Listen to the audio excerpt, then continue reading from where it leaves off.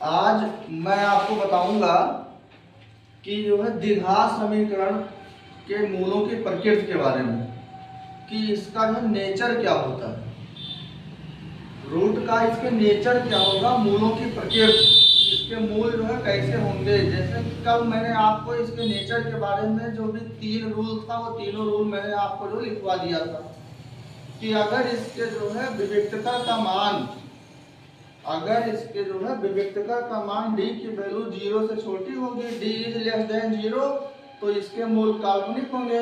और अगर इसके जो d की वैल्यू 0 से बड़ी होगी, d इज ग्रेटर देन 0, तो इसके जो दोनों मूल वास्तविक होंगे। अगर इसके d का मान इक्वल टू 0 होगा, d इक्वल टू 0, तो इसके दोनों मूल इक्वल होंगे। ये तीनों केस कल मैंने आपको जो लिखवा दिया था। आज उसी केस पर आपका क्वेश्चन सॉल्व होना है। जैसे कि यहाँ बोर्ड पर दिया हुआ आपका क्वेश्चन है, क्या है जो है 3x² - 4 अंडर रूट 3x + 4 = 0। ये क्या है, इसमें हमें मूलों की प्रकृति के बारे में जो है याद करना है, इसके मूल कैसे होंगे। और अगर इसके मूलों का अस्तित्व है तो हमें उन मूलों को ज्ञात भी करना है। तो आइए इस क्वेश्चन को आज हम देखते हैं क्या है इसमें जो है कैसे होगा। सबसे पहले इसमें होगा क्या कि इसमें जो है इसका जो स्टैंडर्ड फॉर्म होता है ax² + bx + c = 0 से तुलना करेंगे, इसकी होगी तुलना। अब जैसे ही इसका जो है तुलना करेंगे तो यहाँ से हमें क्या मिलेगा, a की वैल्यू a = हो गया 3 और b = हो गया माइनस में 4√3 और c = हो गया 4। ठीक, a b c की वैल्यू आपकी ये हो गई। अब यहाँ से हम इसमें फाइंड क्या करेंगे, जो विविक्तकर। ठीक है, अब हम इसका जो है विविक्तकर निकालेंगे। इसका फार्मूला क्या होता है, d = b² - 4ac, d = b² - 4ac होता है।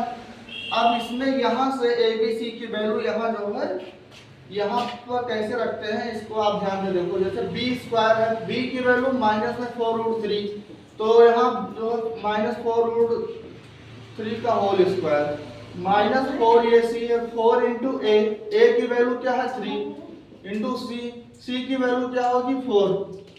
अब इसके बाद में क्या है, ये माइनस में 4√3 का होल स्क्वायर, यहाँ पर क्या होगा -4√3, आवाज ना करो, आवाज नहीं, माइनस में 4√3 का होल स्क्वायर में क्या होगा -4√3 इंटू माइनस में 4√3, माइनस से क्या होगा 4 3 जा 12, 12 4 जा 48, ये आपका हो गया। ये d = इसको करेंगे ना मल्टीप्लाई, क्या हो जाएगा, माइनस माइनस में प्लस हो गया, 4 को 4 से करेंगे, 4 4 जा 16 इंटू √3 को √3 में मल्टीप्लाई होगा तो क्या हो जाएगा 3, ये हो गया 3 माइनस में 48, d = 16 3 जा 48, यहाँ से आ गया 48 माइनस 48, d = आ गया 0।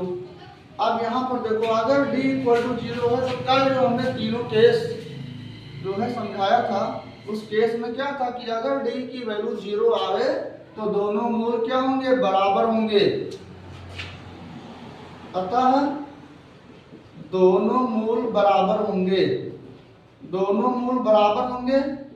अब इस क्वेश्चन में और क्या कह रहा है कि अगर दोनों मूल बराबर हैं, अगर मूलों का अस्तित्व है तो उन मूलों को ज्ञात भी कीजिए।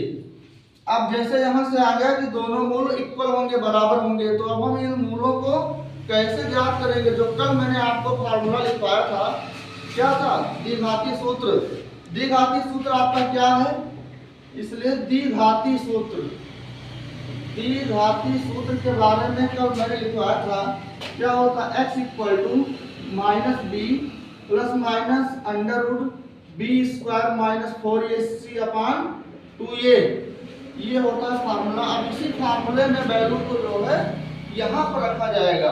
इसमें हम वैल्यू को यहाँ पर रखेंगे कैसे, जैसे ये माइनस क्या b माइनस ये वाला हो गया, फिर यहाँ b की वैल्यू यहाँ देखिए माइनस में क्या है 4√3, b की वैल्यू माइनस में दिए है 4√3, फिर ये है प्लस माइनस √b² - 4ac। आप यहाँ पर चाहे b और a और बी ए सी की वैल्यू चाहे यहाँ पर रखिए फिर से, या तो अभी अभी जो आपने इसको जो डी की value d equal to b square minus 4ac से इसकी वैल्यू आपने जो फाइंड किया क्या है 0। तो यहाँ पर जो क्या कर सकते हैं डायरेक्ट भी यहाँ पर हम 0 जो रख सकते हैं अपान 2 इंटू ए की वैल्यू क्या है 3, ये हो गया।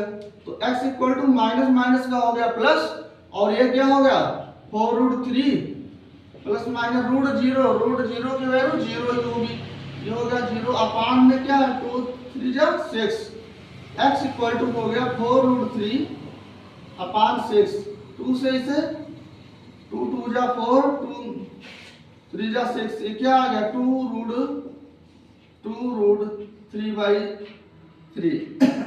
x की वैल्यू आ गई। अर्थात दोनों मूल क्या होंगे यही होंगे, नेचर में आया था कि दोनों मूल बराबर होंगे, अतः दो मूल आपके जो है कौन कौन से होंगे यही 2√3/3 कामा 2√3/3, यही इसके जो है दोनों मूल होंगे, यही आपका आंसर होगा। Okay thank you.